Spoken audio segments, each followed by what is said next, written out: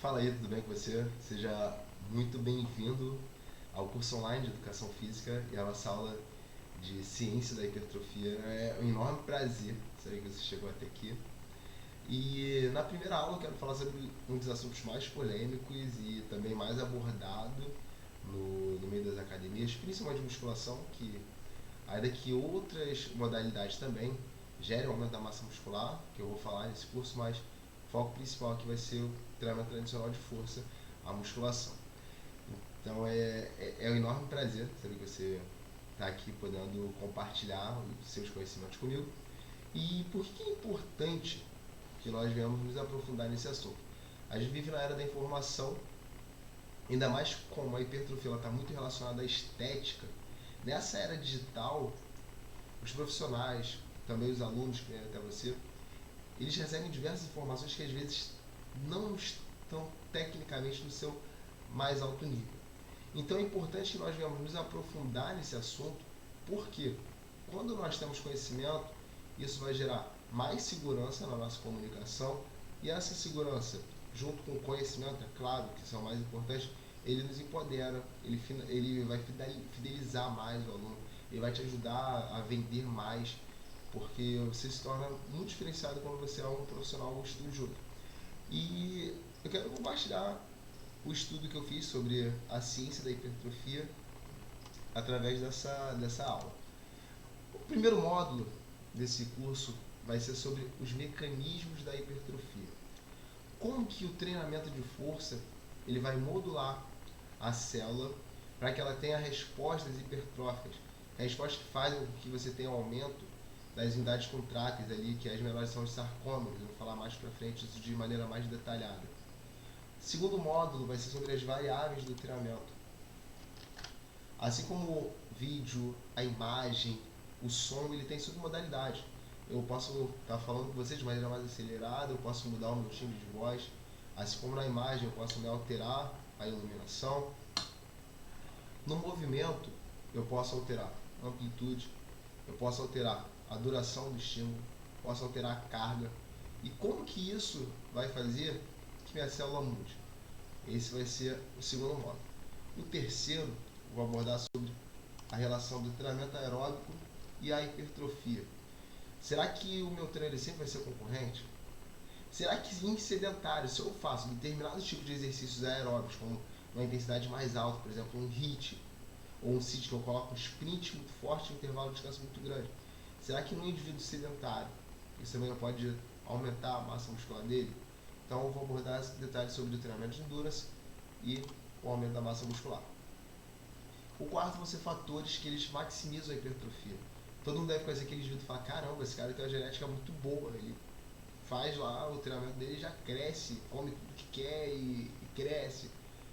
Porque existem fatores que vão realmente diferenciar algumas pessoas, como sexo, genética, a idade. Isso vai ser abordado no módulo 4. E para terminar, a cereja do bolo vai ser o planejamento do programa de hipertrofia. Como que a gente pode pegar todo esse material teórico e podemos colocar na prática. Então, primeiro tópico, mecanismos da hipertrofia. Basicamente, a fisiologia do aumento da massa muscular. Vamos primeiro entender aqui o que é hipertrofia.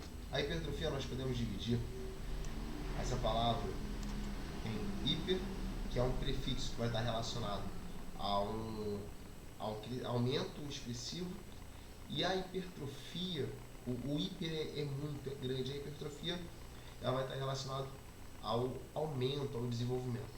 Então a hipertrofia nada mais é do que um desenvolvimento além do normal do meu tecido muscular.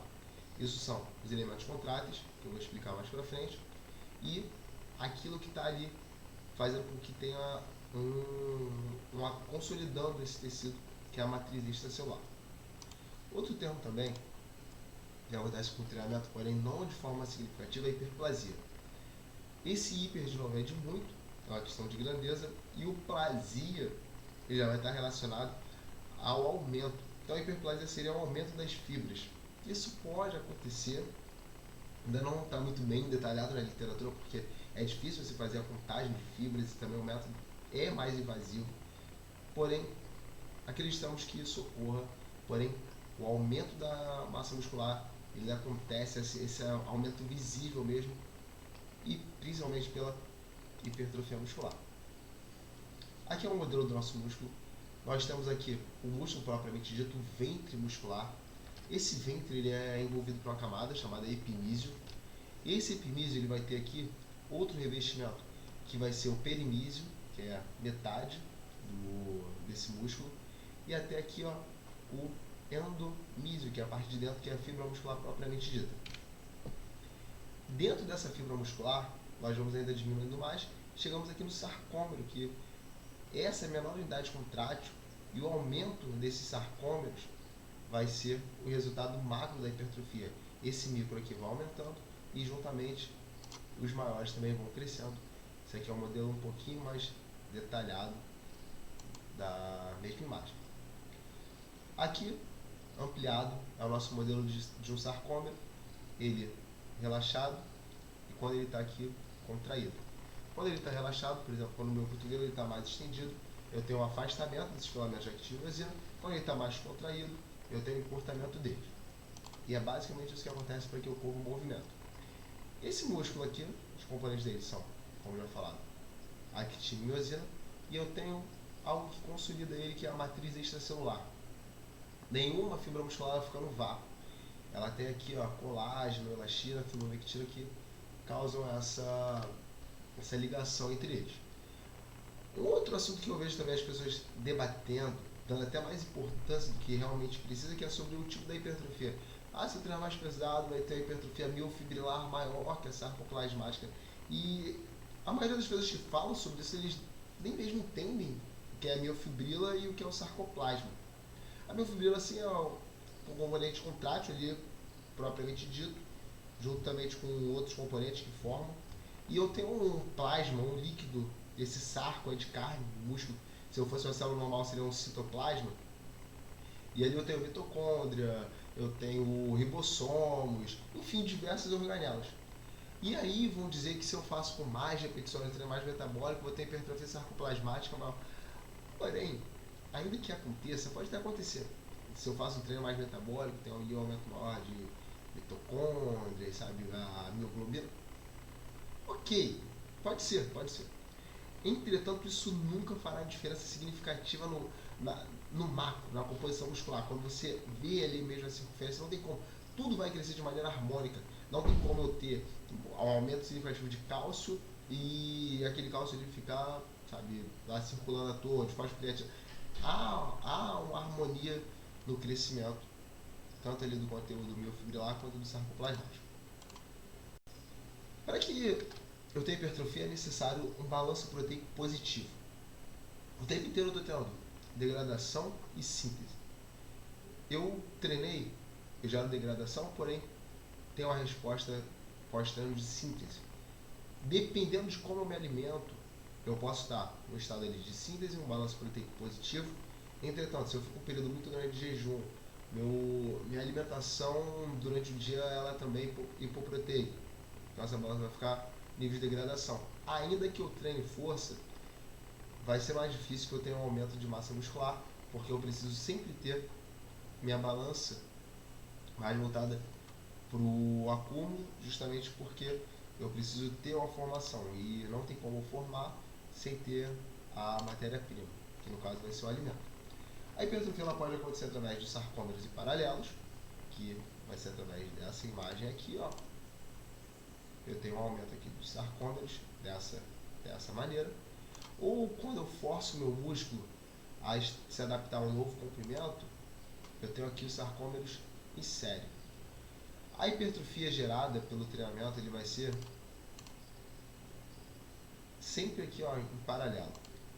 Essa hipertrofia em série ela vai se dar muito quando eu preciso estar numa posição diferente. Na pós-graduação, o professor ele falou que teve um artigo que eles colocaram frangos, uma posição mais alongada, e aí eles perceberam que tinha uma composição maior ali dos sarcômeros em série. Porém, o mais importante para nós é em paralelos. E essa hipertrofia ela vai acontecer por alguns mecanismos. E quais são esses mecanismos? Tensão mecânica, metabólica e dano muscular. todas elas funcionam de maneira também harmônica. Eu estou sempre tendo tudo ao mesmo tempo. Porém, eu consigo dar prioridade. Então, por isso que eu vou dividir de maneira didática para que a gente possa entender melhor esse processo. Tensão mecânica é quando eu faço treinos com maior peso mesmo. Aquelas séries mais tradicional de 4 de 6, 3 de 10, 3 de 8. Quando eu utilizo métodos como pirâmides crescentes, faço 12, 10 e 8. O meu músculo é altamente responsivo ao estresse mecânico. Então, sempre vai ter tensão mecânica. Se eu faço com mais repetições, eu também preciso de carga. Se aquela carga for não causar uma disrupção ali na minha célula muscular, a minha resposta de hipertrofia vai ser baixa, porque eu preciso de tensão mecânica. Quando eu corro, principalmente se eu sou treinado, eu não tenho resposta hipertrófica, porque a tensão mecânica ali ela é baixa. Então, aquilo ali não vai fazer com que meu músculo, principalmente no longo prazo, ele tenha um aumento significativo da massa muscular. Então, a tensão mecânica nada mais é do que carga. Essa carga vai ser uma força motriz para gerar a resposta hipertrófica. E o nome disso se chama mecanotransdução. Quando o seu músculo ele vai ser, quando ele é sobrecarregado. E aí pode ser de qualquer maneira. Pode ser no crossfit, pode ser você fazendo uma musculação, pode ser um pedreiro pegando um saco de cimento de 50 quilos e aquilo ali gera um esforço nele. Isso vai gerar isso vai desencadear uma cascata de reações químicas que vai fazer com que o seu corpo pense: eu preciso me adaptar para fazer força, ele está fazendo com que eu me esforce, então eu preciso me adaptar a isso. E aí, através dessa mecanotransdução, são sinais mecânicos de força que passam por uma cascata de reações, façam com que eu tenha um aumento das minhas proteínas musculares, um aumento dos meus sarcômeros paralelos, juntamente com a alimentação, que é a minha matéria-prima, é o tijolinho que vai construir o músculo. Então, eu tenho aqui nessa imagem as integrinas, que estão na parte de cima. Essas integrinas aqui, na minha membrana plasmática, são ativadas, e aí tem uma cascata de reações que vão até o meu DNA e fazem com que eu tenha uma expressão gênica para que eu tenha um aumento da síntese de proteínas. Por isso que a genética é importante, porque tem pessoas que elas vão ter um DNA muito mais predisposto para hipertrofia. E essa sinalização, através de uma boa nutrição, ela vai gerar um sinal anabólico, uma via, um caminho, que o caminho normalmente é esse aqui. Eu tenho o treinamento de força, que é o treinamento de resistência. Ele vai ativar essa via aqui, que é a do fosfolidinositol 3-quinase. Essa via ativa a mTOR, mTOR P70S6K, deixa eu tirar aqui minha imagem. E aí eu tenho a síntese de proteína. Esse é o caminho que vai fazer com que eu gere um aumento da massa muscular. Os treinos mais tradicionais, treino de 10, 12, 8 repetições, normalmente seguem essa via. Porém, ela não é única. Eu não tenho só essa maneira de gerar hipertrofia. Eu tenho a via dos mitógenos, que acontece muito através de treinamentos mais metabólicos, que eu vou falar mais pra frente. Quando eu tenho muitas repetições, treinos mais densos, ainda que a carga não seja muito grande, o estresse que aquilo ali gera no meu corpo, ele faz também com que eu tive aquela resposta de preciso me virar para fazer mais força. Então eu tenho ativação também da síntese de proteína. Quando eu tenho também treinos com muitas repetições, para que o músculo contraia, eu necessito aqui do cálcio. Então essa dependência de cálcio atravessa uma via que também desencadeia na hipertrofia. Essas vias acontecem muito por causa desse aqui, ó, desse estresse metabólico. E ainda que a tensão mecânica, a carga, ela seja importantíssima para o aumento da massa muscular, esse aumento, esse anabolismo, ele também acontece pelo estresse metabólico. E por que isso acontece? No estresse metabólico, eu tenho um aumento do recrutamento de fibras musculares. Por exemplo, ainda que a carga seja pequena, eu tenho aqui como se meus dedos fossem as fibras. Então, para eu fazer força, peguei uma carga pequena, 30% do meu máximo. Então eu fui lá para fazer 30%, eu utilizei 3 dedos de cada lado. Porém, eu vou fazer até a falha, eu vou insistir naqueles 30%. Eu aguento 100, mas eu coloquei só 30 no supino.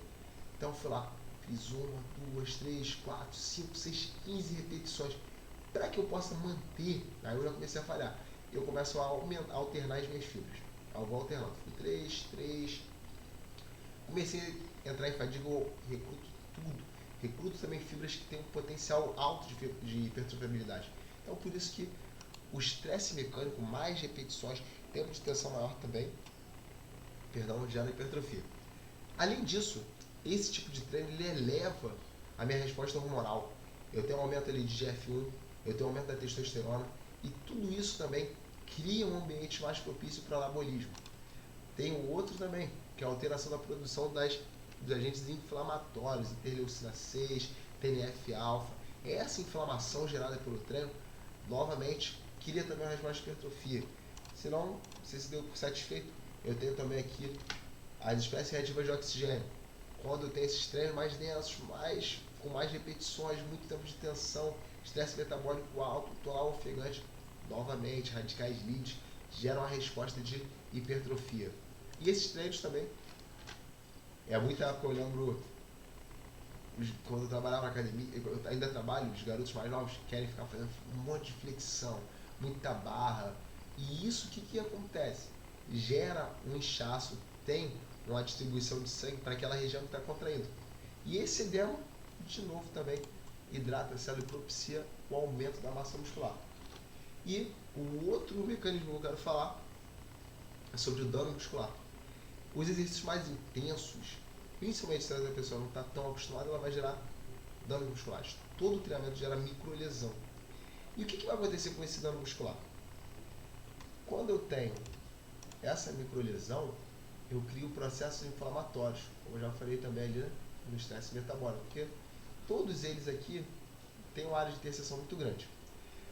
Esse processo inflamatório, nesse tecido que foi danificado, ele ativa as células satélites, que são células que não são específicas, são células ali que elas são mímicas. Tu tá lá, ela fica te imitando, é tipo um mímico, ela é uma célula espelho, que ela pode virar diversas outras células.